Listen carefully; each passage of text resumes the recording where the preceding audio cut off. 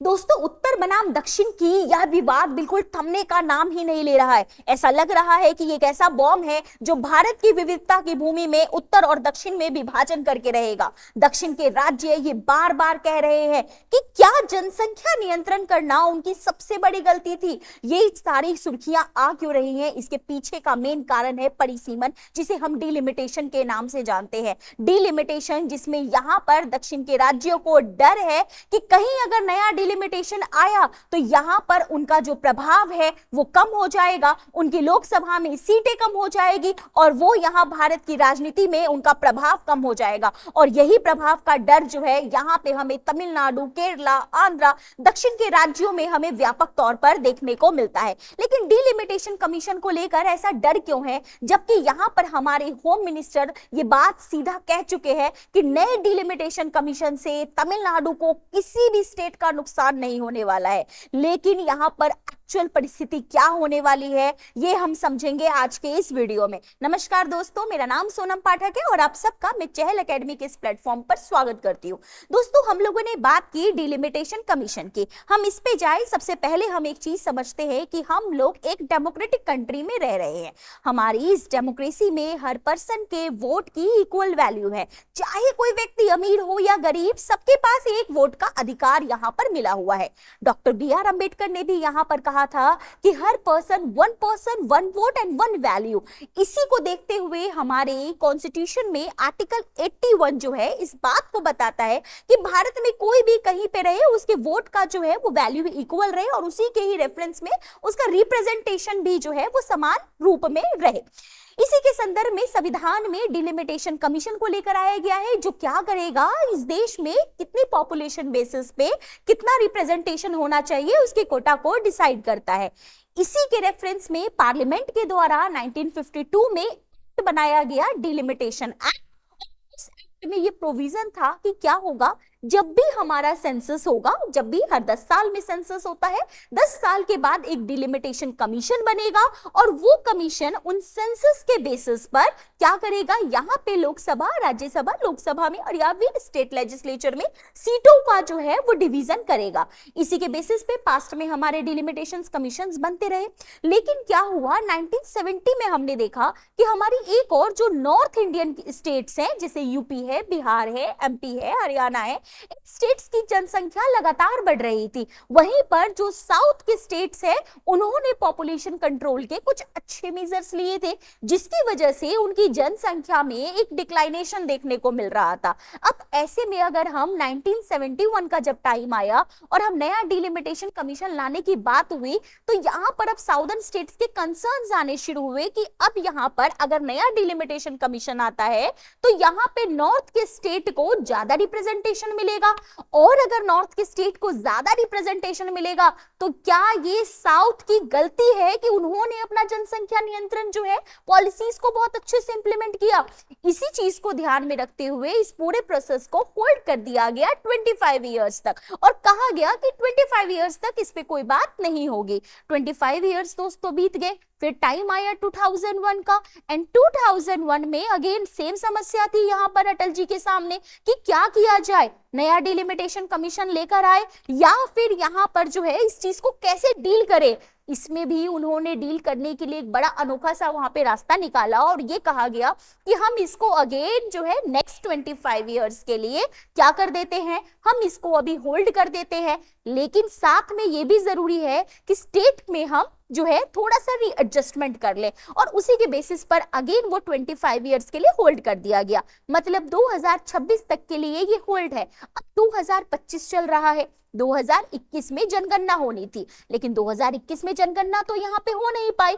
और अब जब नए डिलिमिटेशन कमीशन की बात हो रही है, क्योंकि नया सेंसस होने वाला है, ऐसे में साउदर्न स्टेट्स का मानना है कि अगर नया यहाँ पे सेंसस के बेसिस पर डिलिमिटेशन का अगर कमीशन आएगा तो जाहिर सी बात है यहाँ पर आधी सीट तो यूपी और बिहार ले जाएंगे। यहाँ पर तमिलनाडु और आंध्रा का फ्यूचर का क्या होगा, यहाँ पे उनका रिप्रेजेंटेशन कैसे आगे जाएगा, और ये सारा विवाद इसी चीज को यहाँ केंद्र में ला देता है।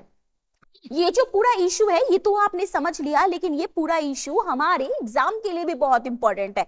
अगर आप 2024 का प्रीलिम्स का पेपर देखेंगे तो वहां पर भी यहां से क्वेश्चन पूछा गया है और मेंस में भी इस टॉपिक के आने के चांसेस ज्यादा है। तो थोड़ा सा अब हम इसे अपने एग्जाम पॉइंट ऑफ व्यू से भी क्या क्या बातें हैं थोड़ा सा देख लेते हैं, और बाकी भी इसमें से जो जुड़े हुए डायमेंशंस हैं उनको भी हम समझने का प्रयास करेंगे।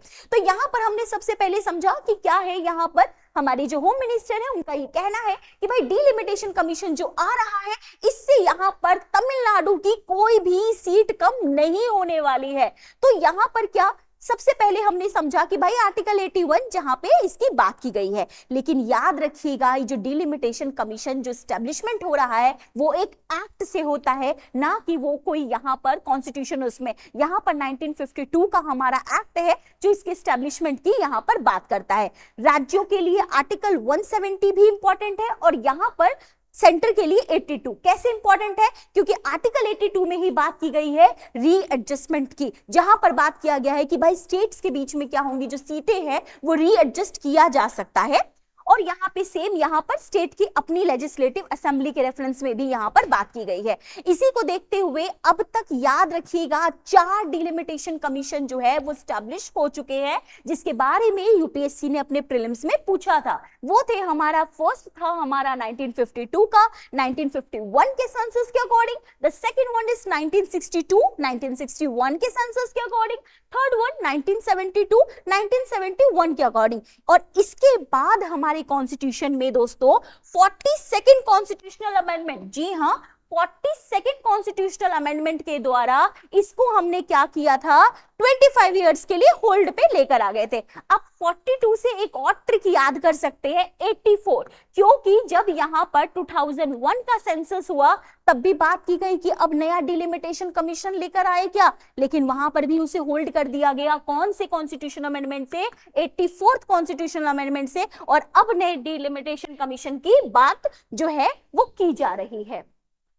तो यहां पर जो है अब नया डिलिमिटेशन कमीशन बनेगा तो उसके सामने भी ये सबसे बड़ा चैलेंज है कि वो कैसे नॉर्थ और साउथ की जो है यहां पे सीट्स का डिवीजन करे, साउथ में किस बेस पर सीटों का यहां पर जो है लेकर आए जिससे उनका भी रिप्रेजेंटेशन जो है वो इक्वल बने रहे। जैसे कि हमारे पास ना कुछ डाटाज है, उन डाटाज के थ्रू हम समझने की कोशिश करते हैं। जैसे कि यूपी की अगर हम लोग बात करें तो यहां पे यूपी 1961 की बात हो रही है, इसका मतलब 1961 में यह यूपी के साथ उत्तराखंड भी शामिल है। 1961 में यूपी की पॉपुलेशन की अगर हम लोग यहां पर बात करें या सीट की बात करें तो यहां पर इसकी सीट जो है वो 85 है। यहां पर 1971 में भी यहां पर कितना है, पॉपुलेशन उसकी जो है वो बढ़ जाती है और यहां पर भी सीट उसकी यहां पर कितनी है, 85 है। केरला की अगर हम लोग बात करें तो यहां पर कितना है, 19 सीट है। तमिलनाडु की बात करें तो 39 है। यहां पर अगर हम बात करें करंट सिचुएशन में अगर आप देखें तो करंट सिचुएशन में ऐसा माना जा रहा है कि यूपी का जो ओवरऑल जो है जो सीट का रेशियो होगा वो 250 तक हो सकता है, अगर यहां पर हम 10 लाख सेंसस के बेसिस पर करें तो। अगर यहां पर 15 लाख जो है पॉपुलेशन के बेसिस पर अगर एक सीट डिसाइड हो तो यूपी का रेशियो कितना हो सकता है, 168 हो सकता है। और अगर पॉपुलेशन का रेशियो अगर हम यहां पर 20 लाख करते हैं तो कितना हो सकता है, यहां पर 126 हो सकता है। लेकिन आप देखिए तमिलनाडु को, केरला को, तमिलनाडु का अभी करंट कितना है, 39 है, राइट ना। यहां पर जो है सीट है, रेशियो नहीं, रेशियो मतलब उसके अनुपात में कितनी चीजें चल रही हैं। लेकिन अगर रेशियो को अगर देखा जाए लास्ट उस पे तो जहां यहां पर यूपी में 250 है, 250 है, यहां पर हम देखते हैं तो कितना मिल रहा है हमें, 76 मिल रहा है। और यहां पर अगर 15 लाख पे देखें तो कितना है, यहां पर हमारे पास सिर्फ 52 है। और अगर 29 पे देखें तो 39 है। रेशियो में हमें कितना जो है वो हमें डिफरेंस जो है वो देखने को मिल रहा है। और यहां पे सबसे बड़ी बात तो ये है कि जनरली होता क्या है, ये मुद्दा ना ज्यादा पॉलिटिकल हो गया है। देखो पॉलिटिकल कैसे हो गया है कि जनरली क्या होता है कि जो नॉर्दर्न स्टेट्स के जो यहाँ पे पार्टीज होती हैं उनका साउथ में इतना ज्यादा कंट्रोल नहीं हो पाता। सेम यही साउथ वाली पार्टियों के साथ होता है। साउथ में जो पार्टीज हैं इनका नॉर्थ पे इतना कंट्रोल नहीं है, जिसकी वजह से इनका ये है कि भाई हमारा जो जो पार्लियामेंट है वहां पे हमारा एक स्ट्रॉन्ग हमारा कैसे एक रिप्रेजेंटेशन जाए। इस रिप्रेजेंटेशन में दोनों अपने आप को लेके ये यहाँ पे ये पॉलिटिक्स चलती रहती है,